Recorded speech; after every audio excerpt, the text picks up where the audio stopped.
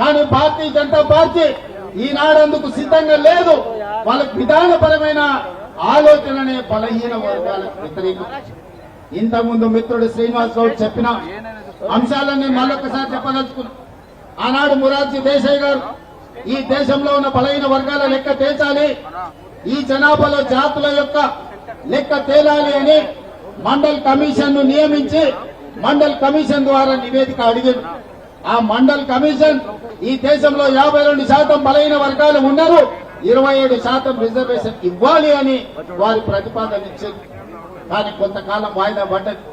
VP Singh గారు వచ్చిన తర్వాత ఈ మండల్ కమిషన్ దుమ్ము కొలిపి దీన్ని అమలు చేసి మొదలు పెడితే ఆనాడు భారతీయ జనతా పార్టీ కుట్ర చేసి మండల్ కమిషన్ కు వ్యతిరేకంగా కమండల్ యాత్రను చేపట్టి ఈ దేశంలోనే మండల్ కు వ్యతిరేకంగా కమండల్ విధానాన్ని తీసుకొచ్చిందే భారతీయ జనతా పార్టీ.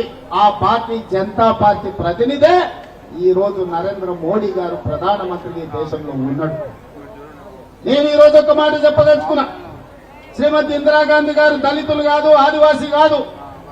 కానీ శ్రీమతి ఇందిరాగాంధీ గారు దళితుల పట్ల, గిరిజనుల పట్ల, ఆదివాసీల పట్ల అమ్మలాగా వ్యవహరించి వాళ్ళకి రిజర్వేషన్లను అమలు చేయడమే కాదు, సొంత ఇల్లు కట్టుకోవడానికి ఇల్లు ఇవ్వడమే, ఇందిరమ్మ ఇల్లు ఇవ్వడమే కాదు, ఆవిడ అసైన్మెంట్ చట్టాన్ని తెచ్చి భూస్వాముల దగ్గర వేలాది లక్షలాది ఎకరాలను ప్రభుత్వం గుంజుకొని ఎస్సీ ఎస్టీ బీసీలకు అసైన్మెంట్ పట్టాలు ఇచ్చి భూ యజమానులను ఇందిరమ్మ చేసింది.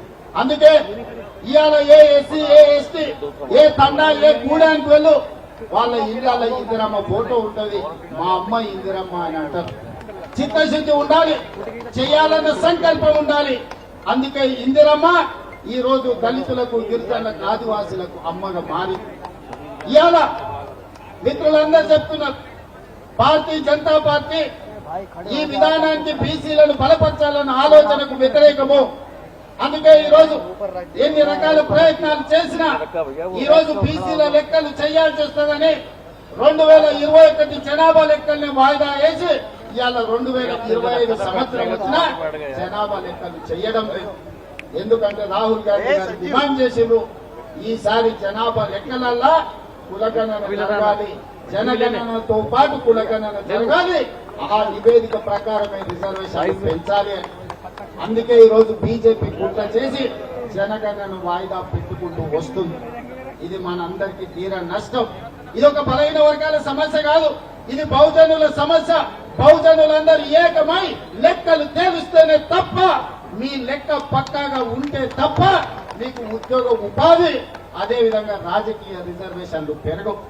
అందుకే మిత్రులారా, మనం అక్కడ గల్లీ నుంచి సంఘాలతో మాట్లాడినాం, సంస్థలతో మాట్లాడినాం, ప్రజాప్రతినిధులతో మాట్లాడినాం, ప్రభుత్వం చర్చలు చేసింది, నివేదికలు తెప్పించింది, జనగణనలో కులగణన చేసింది. మొత్తం లెక్కలు తేల్చి తెలంగాణ రాష్ట్ర ప్రభుత్వం బలహీన వర్గాల లెక్క 56.36% అని ఇవాళ లెక్క రాష్ట్రం ఈ దేశంలోనే మొట్టమొదటి రాష్ట్రం అని చెప్పి మిత్రులారా, ఇవాళ ఏ రాష్ట్రంలో గుజరాత్ తో సహా భారతీయ జనతా పార్టీ అధికారంలోనే ఏ రాష్ట్రంలో కూడా ఈ కులగణన చెయ్యలేదు.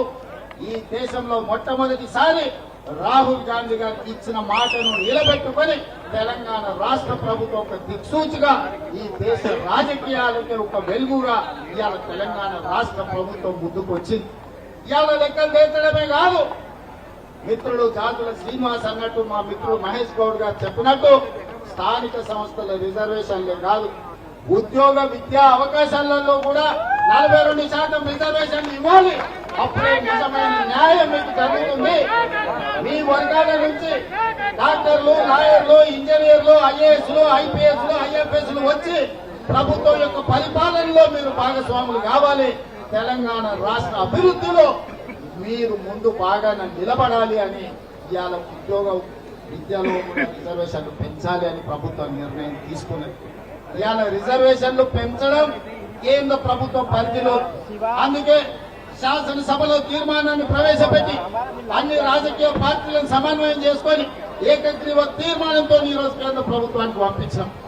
నేను ఇప్పుడు అడుగుతున్న నరేంద్ర మోడీ గారు, అయ్యా మేము మా రాష్ట్రంలో చేసుకుంటామని అడిగినాం, నీ గుజరాత్ లో చేయమని మేము తీర్మానం చేయలే, నీ ఉత్తరప్రదేశ్ ప్రభుత్వంలో చేయమని తీర్మానం అడగలే, నీ మధ్యప్రదేశ్ లో మీ ప్రభుత్వంలో చేయమని అడగలే. మా తెలంగాణలో మా 4 కోట్ల ప్రజలల్లా మా బలైన వర్గాల సోదరులకు 42% రిజర్వేషన్లు ఇస్తాం మేము, మాకు అనుమతి ఇవ్వండి అని మేము తీర్మానం చేస్తే నరేంద్ర మోడీ గారు మీకు వచ్చిన కష్టమేందని నేను అడుగుతున్నా.